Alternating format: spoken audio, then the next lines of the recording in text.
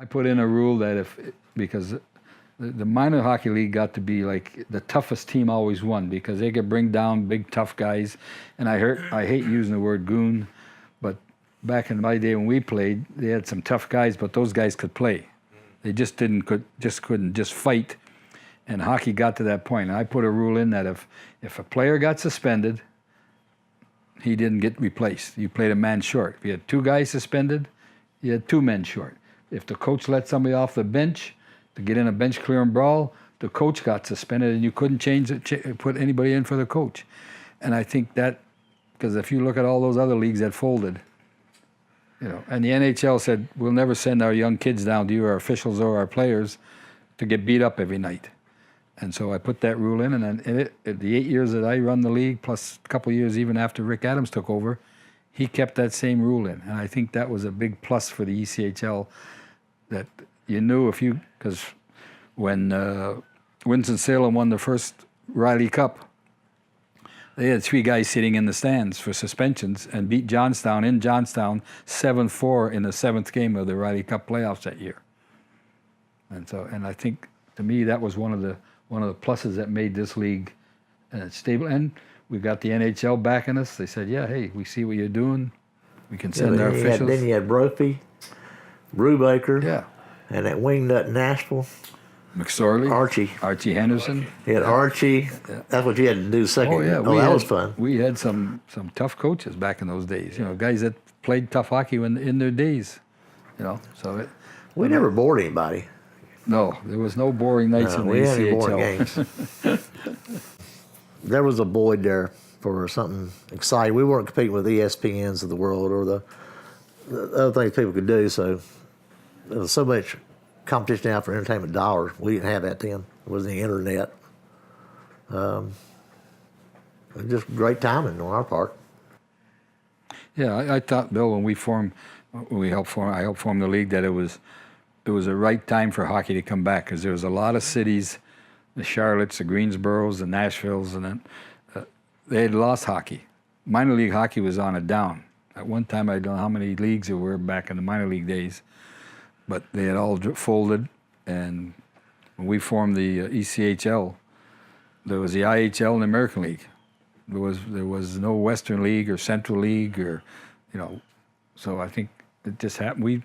We put it in. You gentlemen had the idea. Henry had the idea to form this league, and along with Bill, and it was the right time to do it in 1988, and went back into some old cities that had hockey back in the 50s and 60s, and it worked. So. I think what really saved the new league was, as much as anything, was Johnstown. They had a sellout every night. Yeah.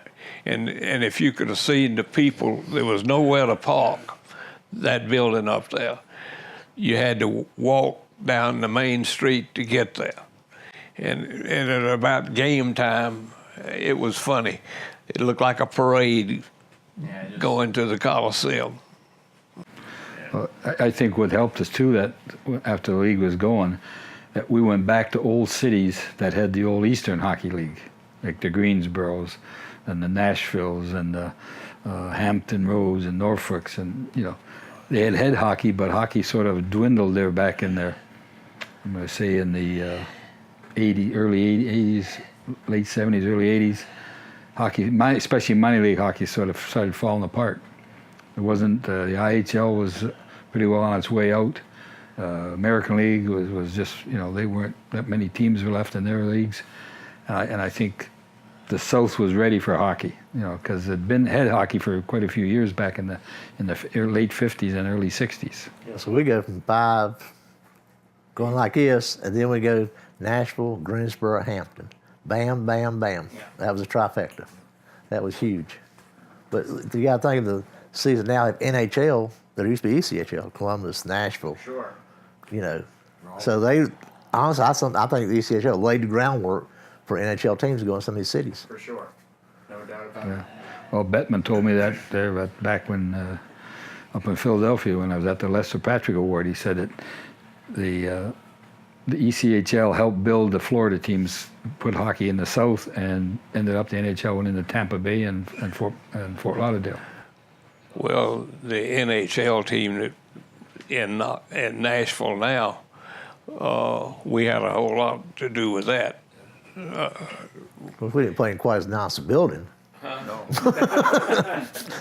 I mean, you had to go look around the poles to see the game. Well, when you think Columbus, Ohio's got a team, they were in our league. Yeah, Raleigh's got a National League team, they were in our league. Yeah. Nashville's in our league with a team. for sure. So it helped the South to come up like it did, and it helped the National Hockey League, which is great. Good for hockey. The schedule. That's ever Henry's building at night, all night long, 3 or 4 in the morning, do the schedule, everybody's happy. And I said, we got a problem. I got no home games. Everybody had all their games except me. I had no home games. No home games. Nope, I was on the road the whole year. They did a wonderful job. Everybody got a Friday and Saturdays except me. I didn't have nothing, not a game. I was in Greensboro. I asked Blake Cullen, I said, Blake, how many road games you got? Oh, I don't have any yet. So I said, well, we just go home and go to bed and let Bill. No. So we met the next morning. And remember, we finally convinced him that let Bill Coffey take it to his house. And if you're not happy with it, we'll change it. But he made the schedule and away we went. Yeah. So with 5 teams. It wouldn't do me to hurt anybody with a schedule. We're all in the same business. Well, we made sure everybody got the same number of Fridays and Saturdays. Yeah. If you had Fridays and Saturdays in your building, we try to give you every one you had. But we made sure everybody, and I think we do the same. Johnstown's the only team that didn't want Fridays because football. Yeah, High school football, they want Fridays. After a certain date, they would take some. So and we try to accommodate everybody the best we could, where it's not like if you're the oldest team in the league, you get the best dates, and if you're the newest team in the league, you get the worst dates.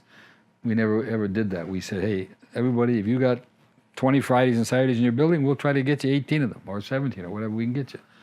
But if you only got 10 Fridays and Saturdays in your building, we definitely try to get you every Friday and Saturday you had.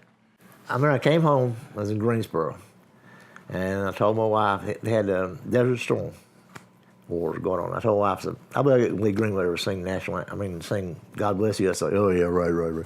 So anyway, so I go to the building and say, hey, you want to split on this? It was 10 grand at that time. I think it's 20 now. I'll pay 5, you pay 5. At Thursday night, we was playing Knoxville. 6,700 people. These kids just wanted to work as the officials and the players. They just wanted to get a chance maybe to move up to the next level someday. And I think the 29th year that we've been in this business, we've put a lot of people from the ECHL to the American Hockey League to the National Hockey League, and not just players. Everything that hockey needs. That was our goal when we started the league. That I told Henry, we need to form something that will make people, not just players, to go from our level to the next level and maybe make it someday to the highest level. Yeah. And if you look at the numbers that I think I looked the other day, it was 640 or 30 some players that have played at least one game in the National League. I don't know how many coaches are in there now, and referees and linesmen and marketing guys and radio guys and guys that sell advertisements. Well, I'm kind of proud of my coach originally, John Tortorella. Yeah. He went to No, I'm talking about when he won the Stanley Cup. Tampa. He went down to Tampa and won the Stanley Cup. And this past year and the year before last, he took over Columbus Blue Jackets. Well, Henry, didn't John go from the All-American League to be the Buffalo Sabres assistant coach? Yeah. That was his first job. He was with Dudley. Yeah, with Rick Dudley and with his coach. Yeah, what a jump that was from the All-American League to the National Hockey League. That was a pretty good step for anybody to make it.